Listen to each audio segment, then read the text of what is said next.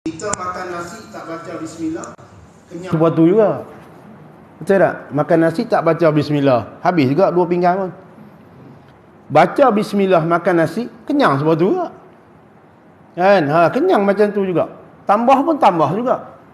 Cuma sebahagian ulama kata, tang mana berkat? Kenyang lama. Lama kenyang tu. Ni nak kena makan lain pula. Pasal berkat tu. Tu satu. Yang keduanya, berkat dia duduk tak mana? Makanan yang masuk tu, dia bagi kita kekuatan buat ibadah.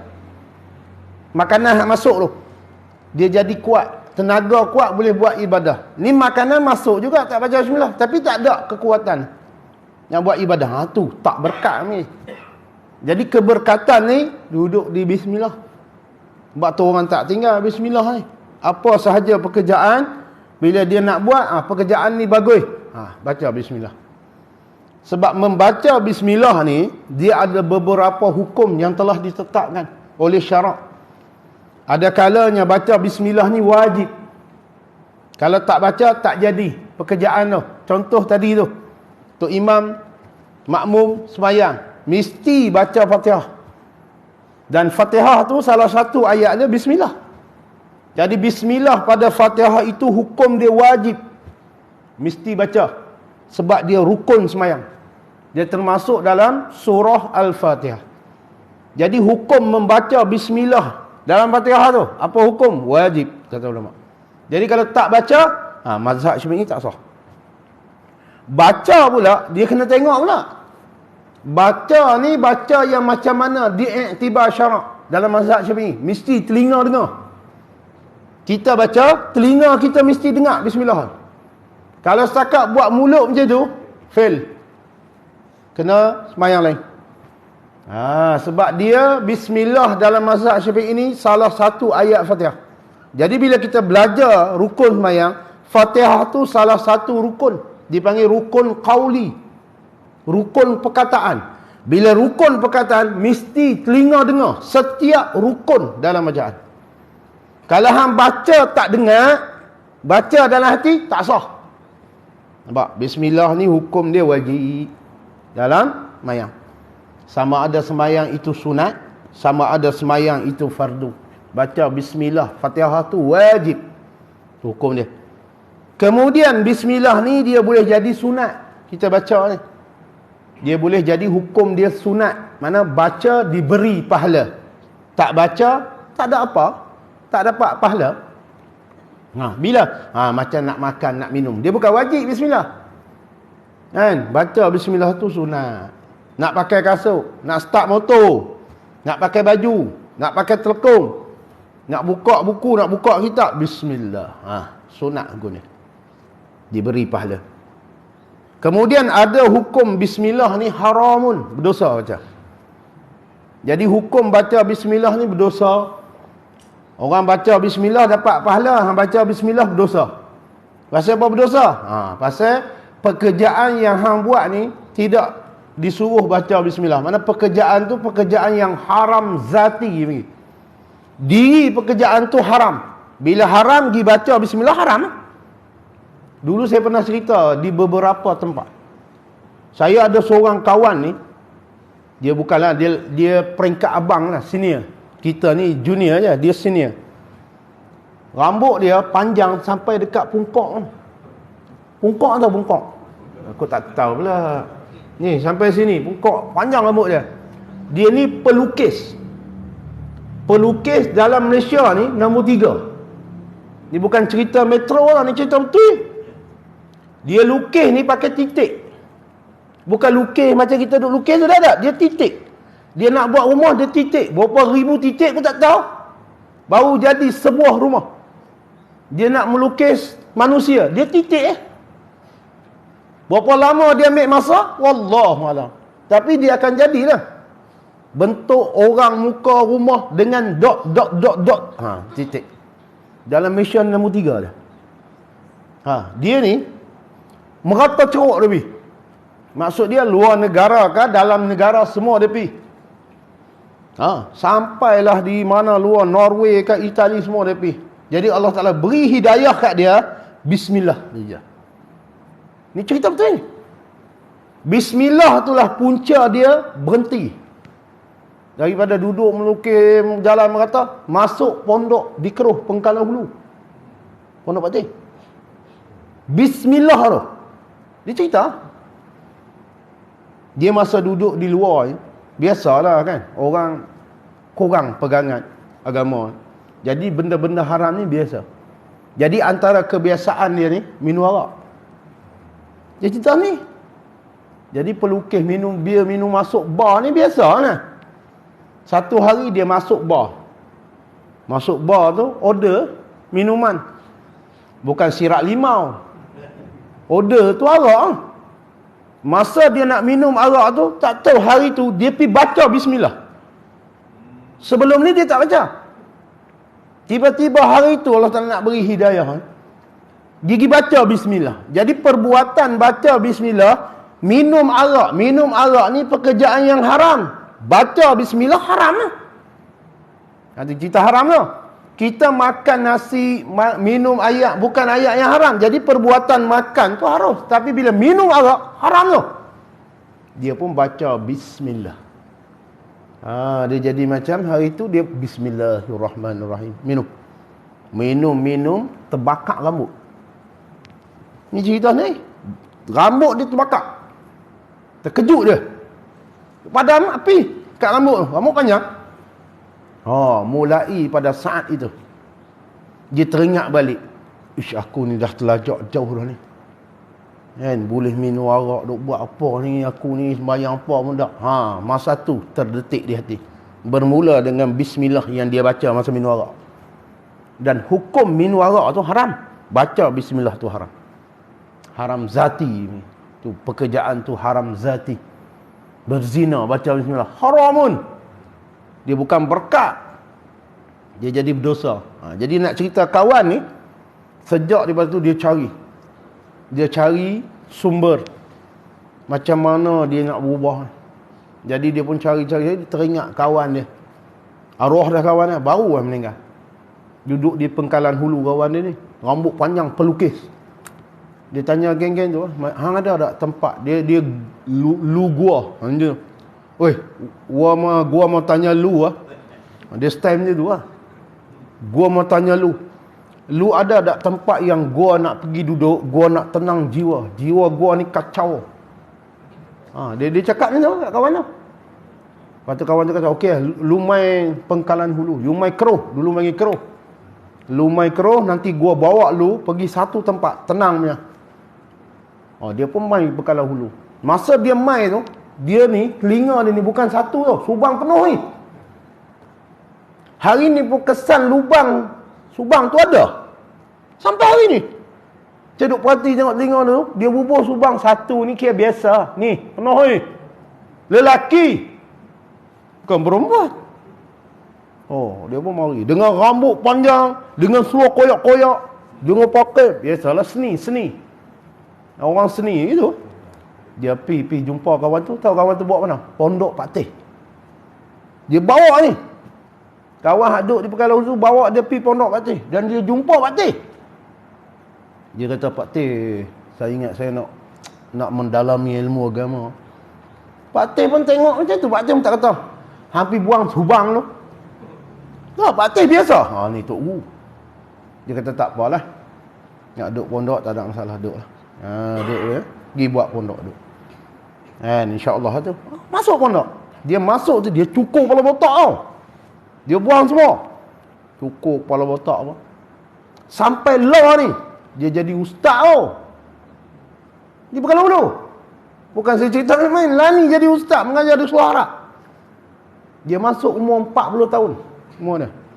Bukan dia masuk umur 15. 40 tahun umur dia. Tapi ambil kisah dia ni, bismillah. Bismillah dah. Nanti jangan main-main bismillah ni. Kita tak tahu kesannya. Rupanya jadi itu. Dan sampailah ni dia berubah dengan sebab bismillah yang dia baca ketika minum arak. Jadi kita nak ambil hukum, hang pi minum arak baca bismillah, haramun, berdosa. Kalau hang minum sirap limau teh tarik baca bismillah, sunat. Ada tu, sunat. Tapi boleh jadi haram baca bismillah ni. Tu kata ada beberapa hukum yang berkaitan dengan bismillah ni. Bukan semua bismillah ni boleh baca. Dan ada sebahagian ulama kata gini, bismillah ni sunat kita baca pada satu-satu pekerjaan yang mana syarak tak suruh mula dengan benda lain. Maksud kata, bila agama ataupun syarak kata kalimah ni, pekerjaan ni, perbuatan ni sunat mula dengan bismillah. Jadi tak sunat mula dengan yang lain. Tapi bila syarak ni kata tak sebut nak mula dengan apa, sunat mula bismillah. Nampak tak? Jadi kalau contoh mudah, macam kita bersin. Bila kita bersin, syarak sebut dah berdasarkan hadis Nabi suruh sebut alhamdulillah. Bila ada syarak suruh sebut benda tu, jadi tak sunat bismillah tu. Sebab agama suruh mula dengan benda lain. Faham tak tu? Jadi bila agama tak suruh, sunat mula dengan bismillah. Tapi kena tengoklah pekerjaan tu. Dipuji syarak ke, harus pada syarak ke, haram ke, kena tengok pekerjaan tu. Berarti tengok benda yang kita nak buat tu. Macam kita terpakai kasut. Pakai kasut ni syarak keji ke? Syarak larang ke? Tak. Harus. Sunat baca bismillah. Dapat pahala. Atau bismillah. Dan bismillah ni juga kita dah sebut dah banyak tempat. Dia ada beberapa perkara yang mana bismillah ni dia kalimah yang Nabi Allah Ta'ala bagi kepada Nabi Muhammad tau. Komplit. Yang Nabi-Nabi sebelum Nabi Muhammad tak dapat bismillahirrahmanirrahim ni. Kalau kita tengok satu contoh yang mudah kita ingat, Nabi Nuh alaihi salam. Kenal tak Nabi Nuh? Kenal macam mana Nabi Nuh? Berapa kali jumpa Nabi Nuh? Kenal cerita lah. Cerita yang paling masyhur cerita Nabi Nuh, cerita Bahtera, betul? Bahtera Nabi Nuh. Jadi kalau kita tengok dalam Quran, dia ada kalimah bismillah yang dibaca oleh Nabi Nuh, tapi dia baca bismillahi majreha wa mursaha. Jadi sebahagian ulama kata bismillahirrahmanirrahim ni diberi full kepada Nabi Muhammad. Sebelum Nabi Muhammad ni tak cukup diberi, sikit-sikit macam tu. Sampailah Nabi kita kalimah bismillah. Dan bismillah ni lah kalimah yang sebut tentang gudang. Ada gudang simpanan yang tak putih. Bismillah ya. Bismillah. Sebab dulu masa duk mengaji, Tok Guru duk cerita, ada seorang wali Allah ni pi Mekah baca bismillah ya. Kita dengar ni macam tak percaya. Dia naik pokok sini panggil pokok kelapa, sana panggil pokok nyok. Dia naik pokok nyok, dia terjun baca bismillah sampai Mekah. Tuan-tuan boleh try Tapi sampai mana saya tak jamin Mungkin hospital Ipoh. Tapi dia yakin bismillah ni sampai Mekah. Tu tak uji dah. Bismillah. Kita bismillah ni tak yakin. Duk baca betul takkan bismillah. Macam kita lah kalau contoh orang suruh buat ayat penawak yang ni ustaz buat ayat ni penerang hati untuk anak saya nak periksa. Ustaz pun buka Bismillahirrahmanirrahim. Bagi ijazah. Dia takkan bismillah lah. Nampak? Sebab kita rasa bismillah ni aku boleh baca. Takkan ustaz tu baca bismillah lah. Dia kata bismillah pun padan dah. Sebab tengok hang dengan anak pun tak apa nak cerdik mana. Takkan ustaz tu nak kata lagu tu. Tapi nak cerita, bila dia sebut bismillah, kita sendiri pun tak yakin bismillah saya. Nak kena baca panjang lagi. Pasal kita tak faham kandungan bismillah tu yang sebenar pada. Ni tengok kisah-kisah tadi tu. Bismillah ni dahsyat tu. Dan bismillah ni juga kata dalam kitab Jauhar Marhub tu.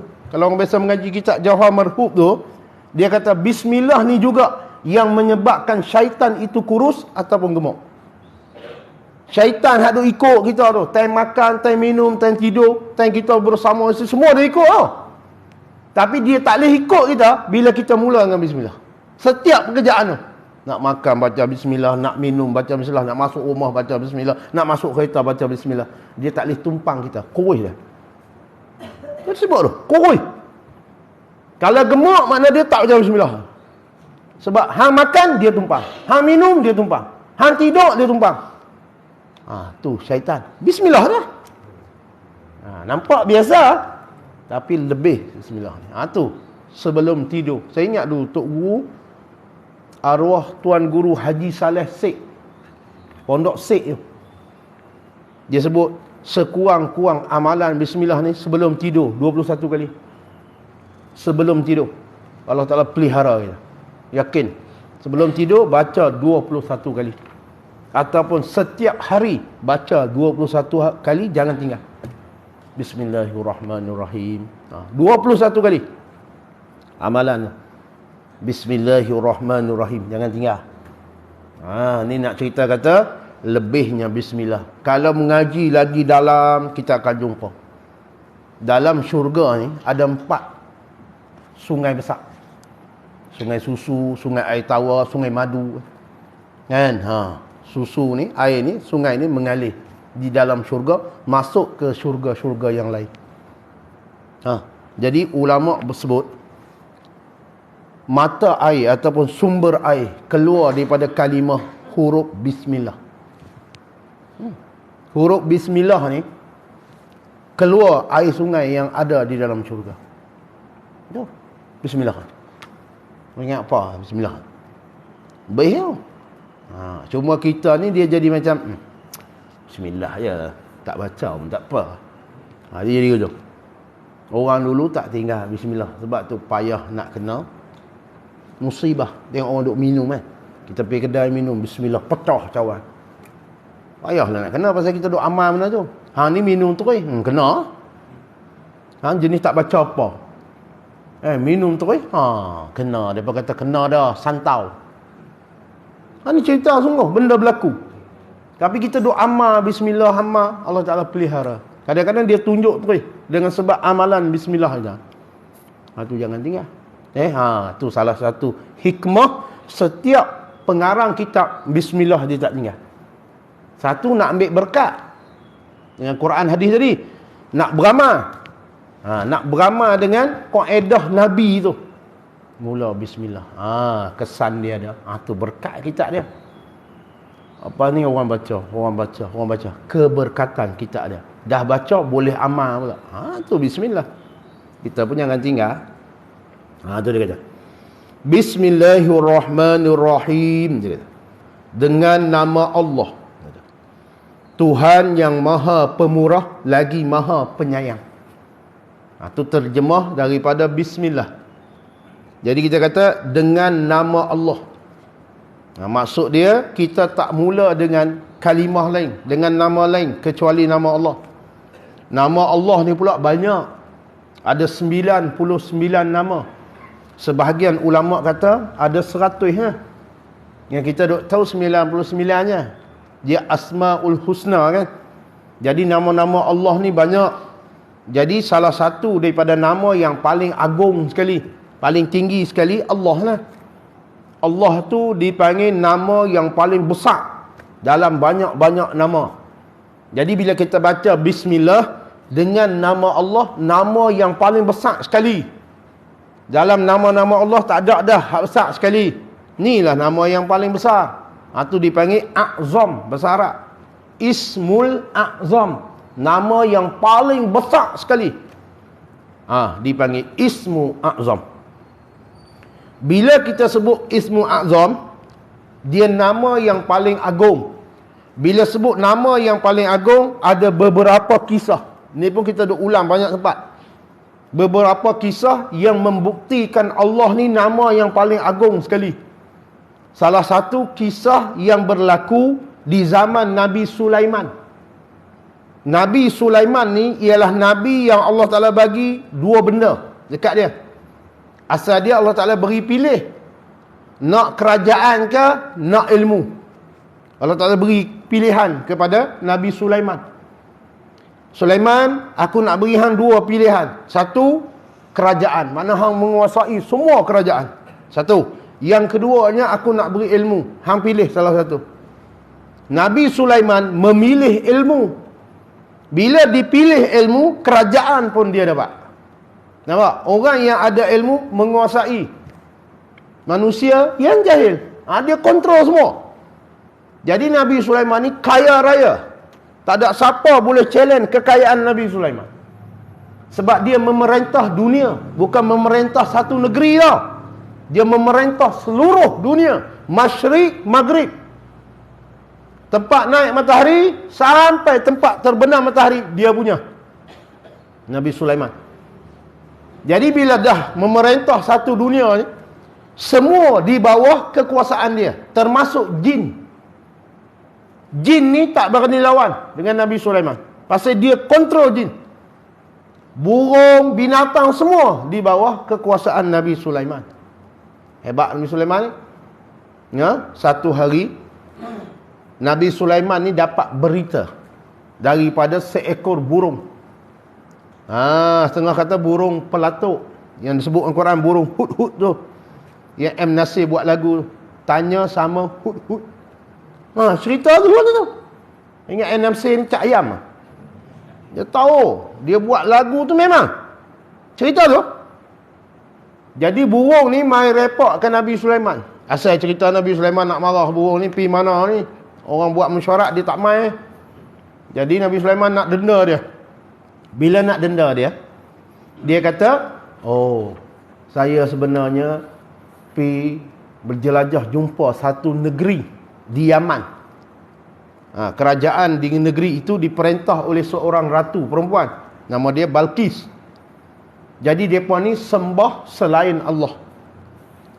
Mengadu ke Nabi Sulaiman. Dia kata, nasib baik hang bawa berita ni.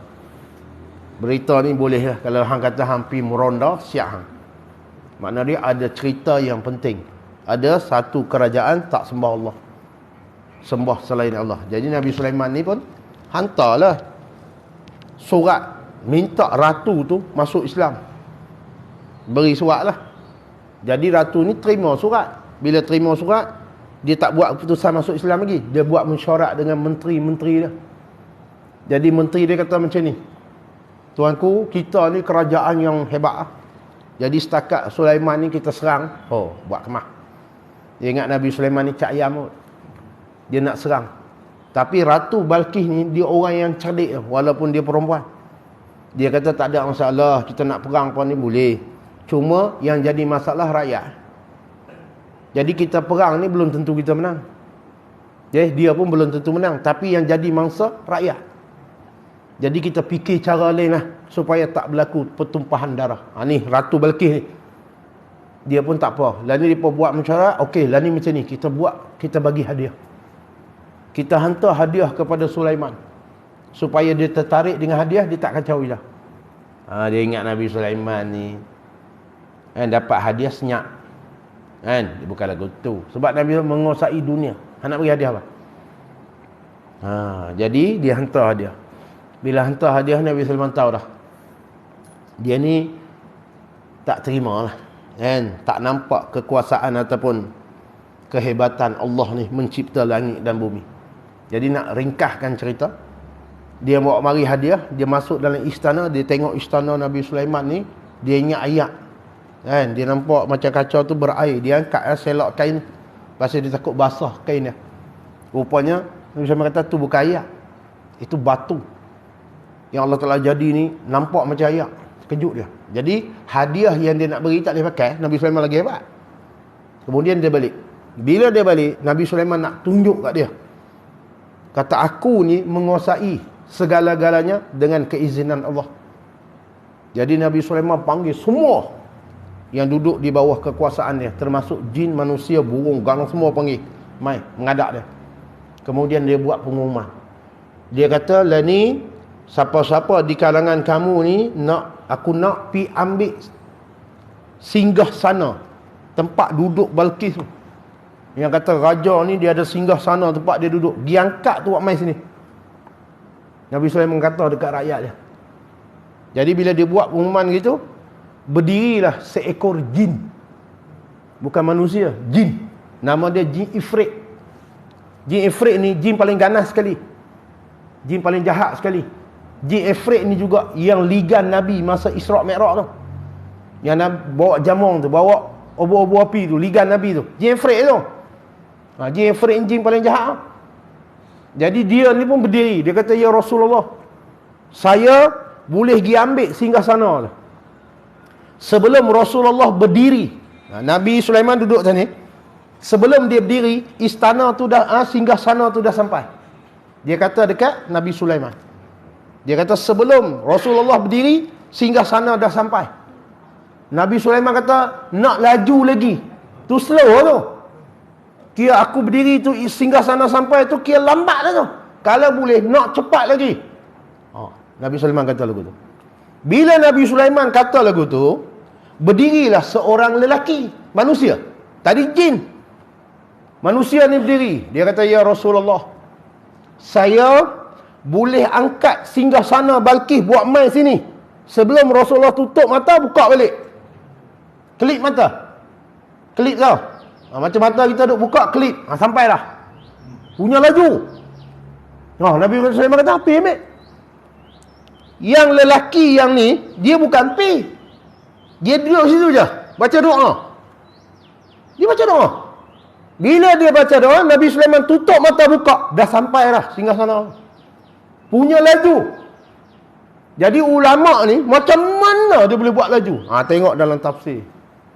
Berkenaan cerita ni. Lelaki ni, nama dia Asif bin Barkhiyah. Nama dia. Asif ibnu Barkhiyah nama dia. Dan Asif ni, dia sebut ialah kerani, tukang tulis surat bagi Nabi Sulaiman. Asif ni manusia. Dan dia ni hanya berdoa yang menyebabkan Allah Ta'ala hantar malaikat Jibril alaihissalam. Malaikat Jibril ni maklumlah, ketua segala malaikat. Mempunyai 600 sayap. Malaikat Jibril. Dia buka satu sayap, tertutup masyrik maghrib. Gelap terus. Dia buka satu sayap, dia boleh pi masyrik maghrib. Jibril alaihissalam. Jadi bila Asih ni berdoa, Allah Ta'ala terus hantar malaikat Jibril. Pi ke mana? Pi ke Sabak, negeri Yaman. Yang mana negeri Sabak ni tempat Ratu Balqis ni lah. Jibril ambil singgahsana tu, buat pi ke tempat Nabi Sulaiman. Berkat doa Asif ibnu Barkhiyah. Jadi ulama ni kaji, macam mana boleh makbul doa.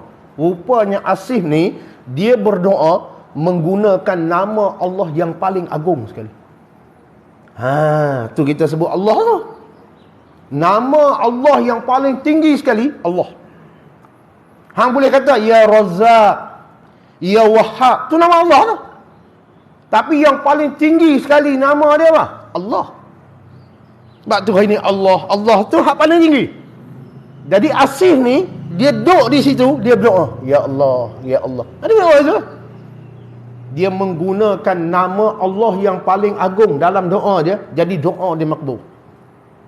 Jadi Allah Ta'ala hantar Jibril ambil istana tu, singgah sana tu mai. Nampak ada? Jadi bayangkan, dalam bismillah ni ada nama Allah yang paling agung. Sebab tu dia rahsia dia besar bismillah ni. Tapi kita tak erti mana. Pasal tak faham mana. Cerita pun tak dengar mana.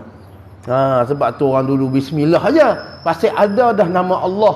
Nama Allah yang paling agung sekali. Paling tinggi. Dipanggil Ismu A'zam. Ingat molek dia? Sebab tu nak beri doa ni makbul. Banyak kan Allah, Allah, Allah. Itu. Ya Allah, Ya Allah, Ya Allah. Boleh bubuh nama lain, Ya Rahman, Ya Rahim. Tak ada masalah. Tapi biar banyak Allah tu dalam doa. Pasal Allah ni jumhur ulama. Bukan kita saja. Jumhur. Jumhur ni mana? Kebanyakan ulama memilih Allah lah nama yang paling agung. Bukan kita pilih. Jumhur ulama. Kalau kata dalam Malaysia atau dalam dunia ni ada ulama 100 orang, 70 orang memilih Allah sebagai Ismu A'zam. Ini buat contoh mudah. Kalau 10 orang ulama, 7 orang memilih Allah tu Ismu A'zam. Jadi ada 3 orang dia kata kalimah lain. Jadi 7 tu lebih. Sebab tu dalam doa nak beri makbul, cepat. Allah, Allah. Beri banyak sikit. Tu ada Allah, Allah, Allah. Sebut itu. Dalam doa tu, Ya Allah, Ya Allah. Ya Rahman, Ya Rahim. Ya Allah lagi. Sebut beri banyak. supaya doa tu makbul. Itu dipanggil ismu a'zam. Nama Allah yang paling agung. Jadi nak zikir Allah, Allah boleh Ada orang kata zikir Allah ni tak cukup syarat pula dah. Tak ada apa. Tak ada apa-apa nama yang paling agung. Apa yang tak ada? Dia kata Allah tu Allah saja, akbar tak. Kena buat Allahu akbar. Ya, Allah tu memang besar dah. Allah, Allah, Allah. Ismu a'zam. Nama Allah yang paling agung. Zikir.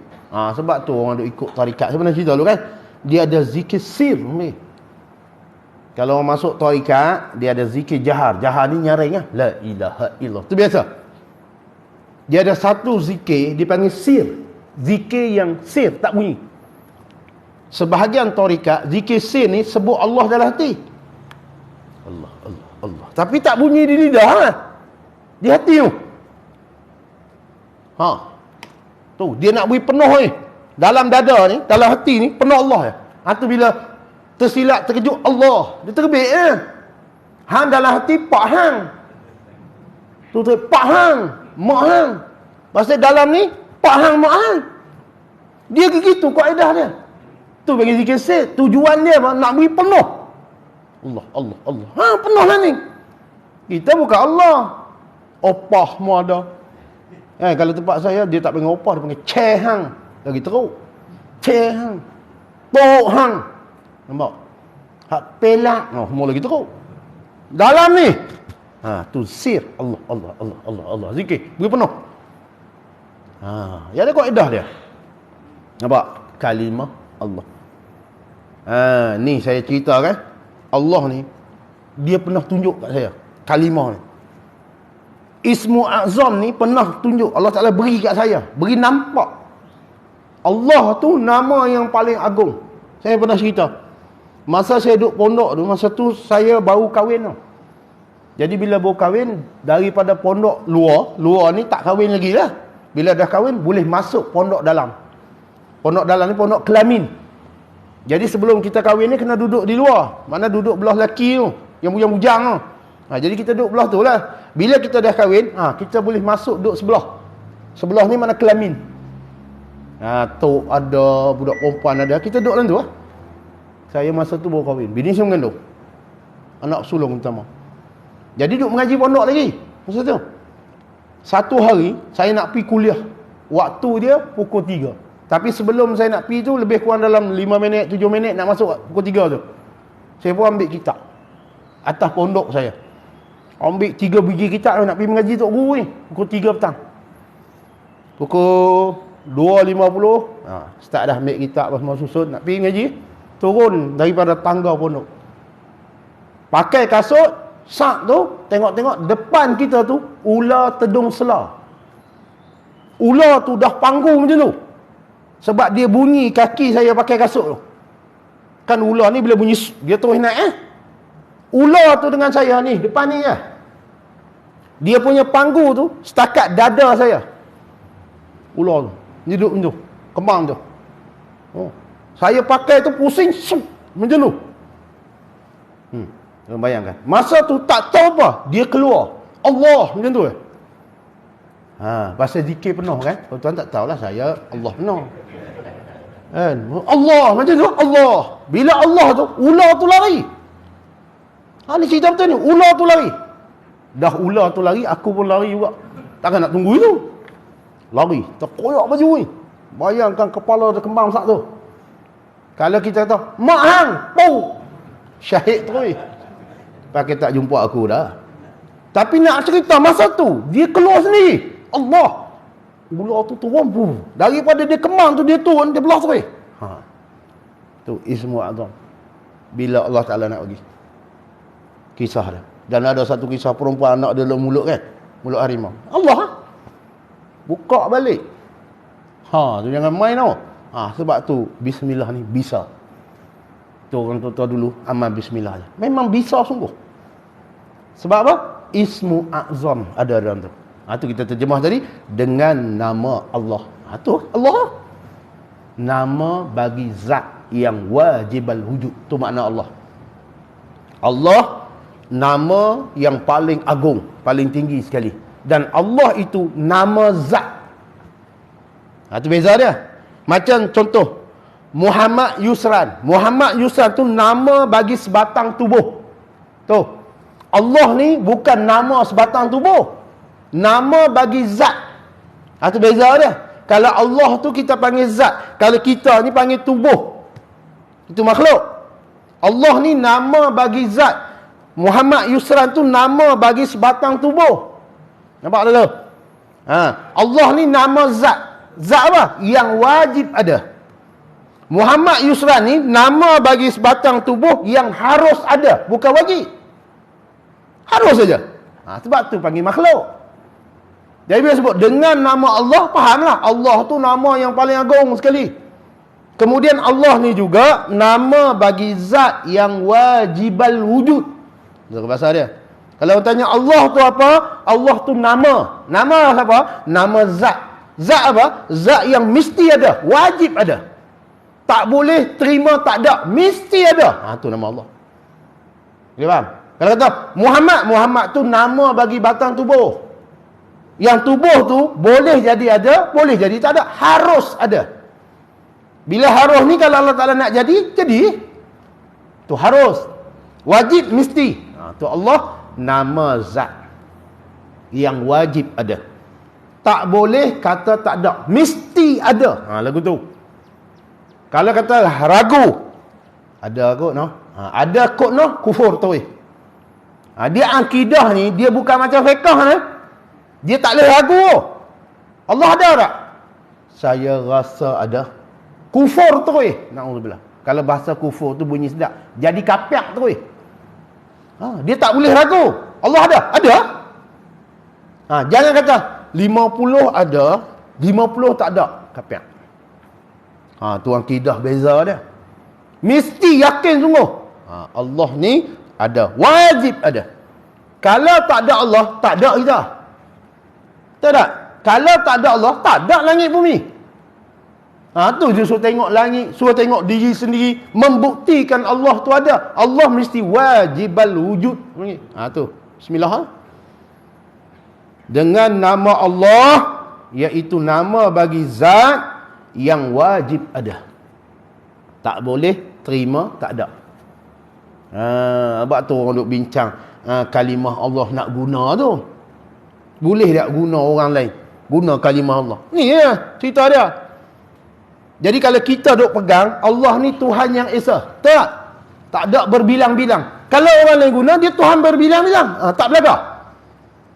Kalau kata, kami pun sembah Allah juga. Tapi Allah kami ni ada 3. Tak caca merba je. Jangan. Kita cerita, saya sembah Allah. Dia pun sembah Allah juga. Tapi Allah dia ada 3. Allah kita 1. Sudah. Tak terabur. Tu orang tak bagi. Faham tak tu? Bukan kata tak boleh guna. Tak bagi sebab tu. Takut jadi fitnah. Tu Allah Tuhan yang Esa. Dia Allah Tuhan yang 3. Tak jadi pening je lah. Sebab tu fatwa tu ada. Fatwa tu. Tu jangan main-main tau. Tu kalimah benda gitu. Kena faham, kena mengaji. Cerita kata orang dulu pun sebut Allah juga. Yang menjadikan langit bumi ni Allah. Memang betul. Tapi kaedah dia pegang Allah tu ramai kan. Allah tu berbilang-bilang kan. Kita pegang Allah tu tunggal. Allah tu Esa. Tidak berbilang-bilang. Tak ada tubuh. Tak ada tangan. Tak ada kaki. Kita pegang lagu tu. Dia pegang Allah ada tangan. Tak terabur. Itu bahaya tu. Ni nak faham molek. Ingat molek tu. Allah nama zat yang wajib ada. Allah ni siapa pula? Dia kata Tuhan yang maha pemurah lagi maha penyayang. Allah ialah Tuhan. Selain Allah, orang tak panggil Tuhan. Kita lah, orang Islam pegang apa? Allah tu Tuhan. Jadi orang Islam, dia tak pegang selain Allah tu Tuhan.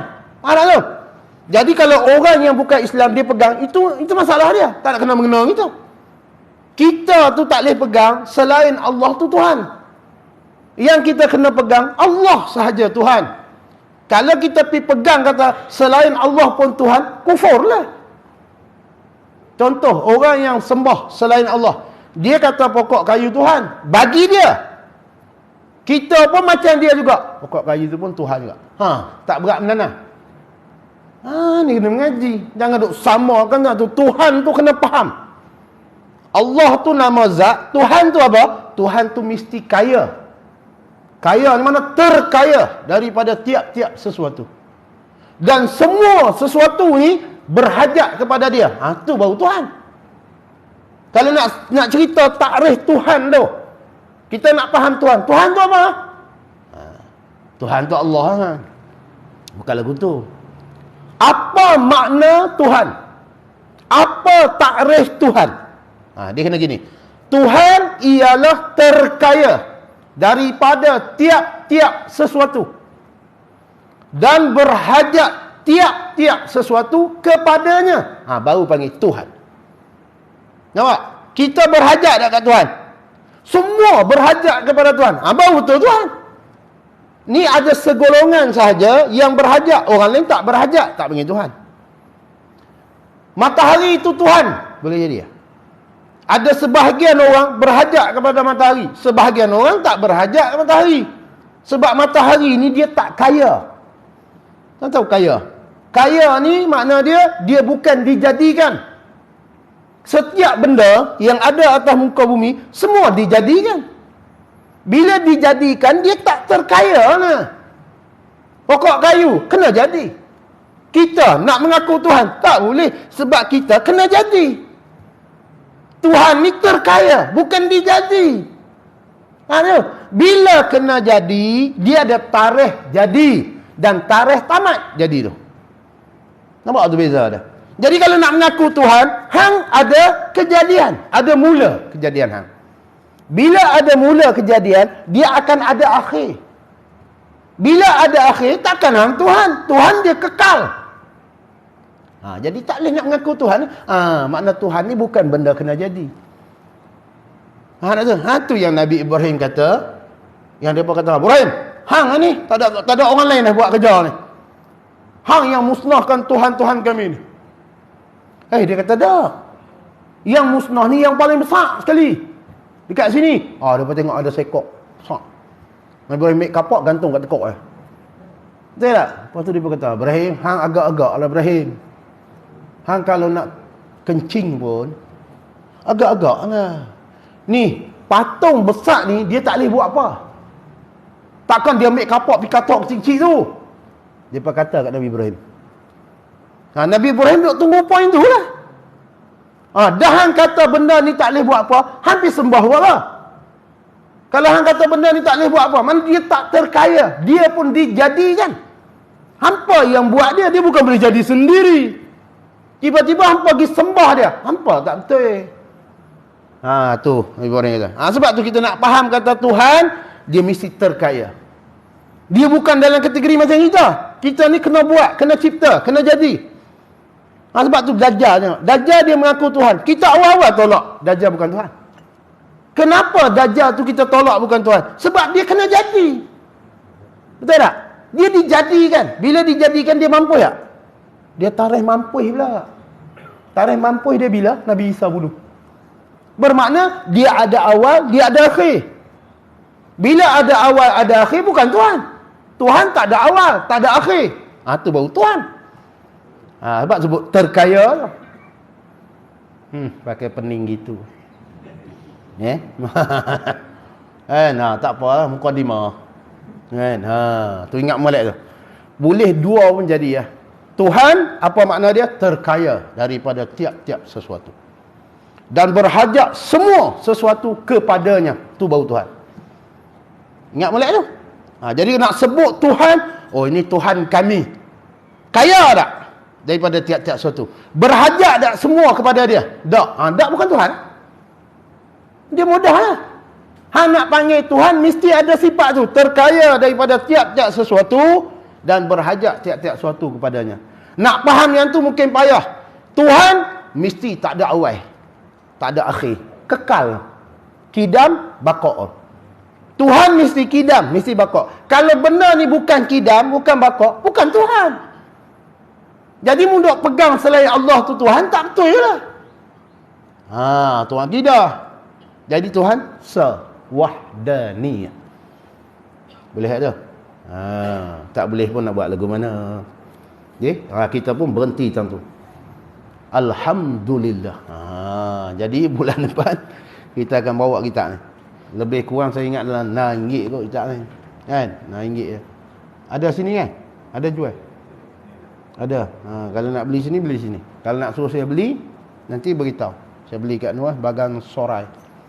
Sana dia banyak sini. Mungkin kita boleh minta kurang sikit. Okay? Wallahu a'lam.